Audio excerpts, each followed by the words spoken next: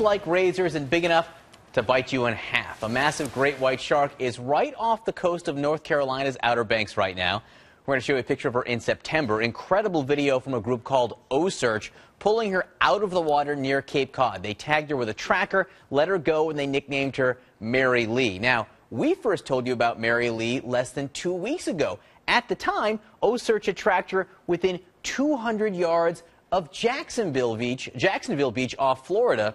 They had to call and warn the people of Jacksonville she was so close to the beach, and she's been a very busy girl since then. Mary Lee has traveled hundreds of miles north, and now she's very close to North Carolina's Outer Banks near Cape Hatteras. You can follow her anytime you want. Just go to O-Search's website. It is fascinating to see how she moves. Chris Fisher is the founder of O-Search. He's been calling authorities when Mary Lee gets too close for comfort. Now it seems a little too close for comfort off the coast of North Carolina, Chris. Yeah. Good morning, John. I was shocked again yesterday when she was very near a place called Ocracoke, North Carolina, and now she's rounded Cape Hatteras. Just phenomenal to see her movements throughout the southeast. She's shocking all of us, I think, including the scientists. Just in the last week, she's moved from Charleston up the beach to Myrtle Beach. She's rounded Cape Fear, Cape Lookout, and is now at Cape Hatteras. You know, really expecting her to turn back south. It's a little bit too early in the winter for, I guess, a snow shark to be heading north. We feel like she'll head south again, but really, no one knows. This is the first time we've ever been able to do this ever. Now, part of what you do is, again, warn people when the sharks you track get too close to shore. Why do you do that, and how close did she get this time? Well, I mean, our primary purpose in this is research to figure out where they're breeding and where they're giving birth to protect those areas. But come on, when you have the kind of data, when a 16-foot mature white shark that's over 3,500 pounds comes close to a populated area, I feel an obligation to call. Yesterday, she was very close to Ocracoke, North Carolina, either right on the beach right in front of it or actually inside the sound nearby. A few hours later, she popped out offshore, but she was very near there. And so I did pick up the phone again yesterday, call authorities, and it was an amusing experience calling the authorities there. They were very excited about it. And he said, well, are you calling me just to tell me there's a big shark off the beach, or do I need to do something?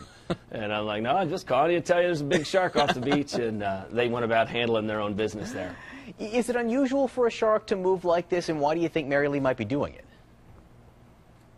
Well, you know, I was thinking about that last night, and when we captured Mary Lee off Chatham, Cape Cod, a Coast Guard helicopter was hovering over a massive shark coming out of the bay there. And about 45 minutes later, we actually saw Mary Lee at our research vessel and tagged her.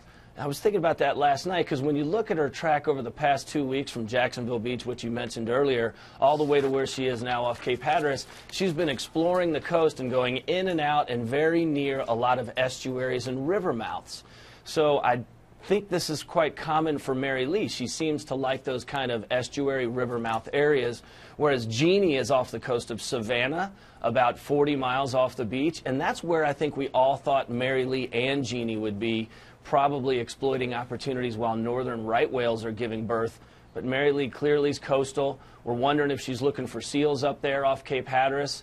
You know, since the Marine Mammal Protection Act 40 years ago, a lot of our seal populations have begun to rebound, and maybe Mary Lee's exploiting that up off the Cape Hatteras area now, and Cape Cod when she's up there in the summer. So just one quickly, for those just coming into the story, how did you give her the name Mary Lee again? Yeah, Mary Lee's named after my mom, you know, and so she's giddy about it. She's asking about her every day, and Mary Lee really has become the rock star of sharks. She's probably the most famous fish that's ever lived now. All right, Chris Fisher, thank you so much for keeping us up to speed on Mary Lee. It is fascinating to track her movements on the O-Search website. Great to see you again this morning.